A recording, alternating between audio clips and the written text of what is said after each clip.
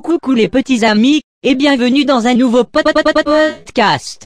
Eh oui, je suis enfin de retour, je sais que vous l'attendiez avec impatience, mes petites canailles. Sans plus tarder, attaquons le sujet du jour, à savoir Caspar David Friedrich, un peintre romantique qui me tient très à cœur, et pas uniquement parce qu'il est allemand, MDR.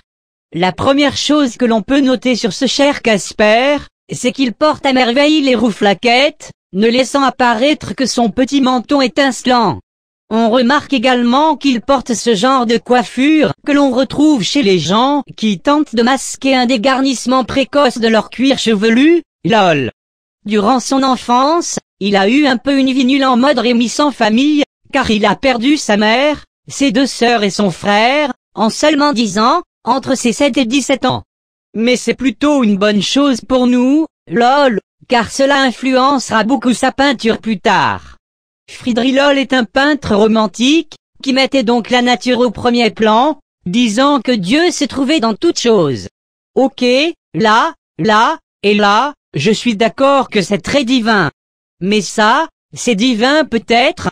Dieu a un drôle de sens de l'humour, lol.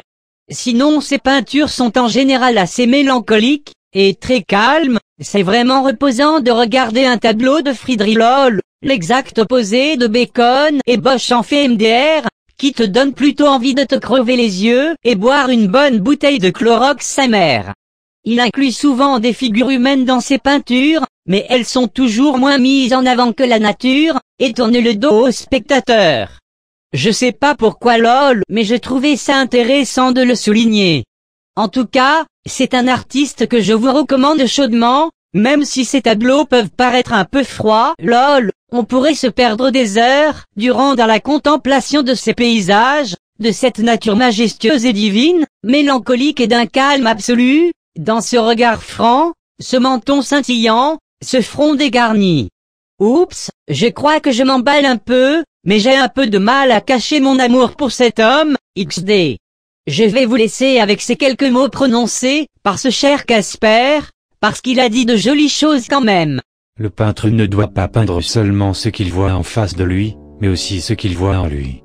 Tu sens le calme limpide, et la pureté envahir ton être, tu oublies ton moi. Tu n'es rien, Dieu est tout.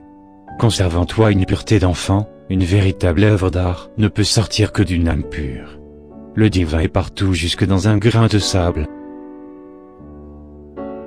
Voilà, j'espère que ce podcast de qualité supérieure vous aura plu, maintenant je vais retourner dormir, wesh, SLT.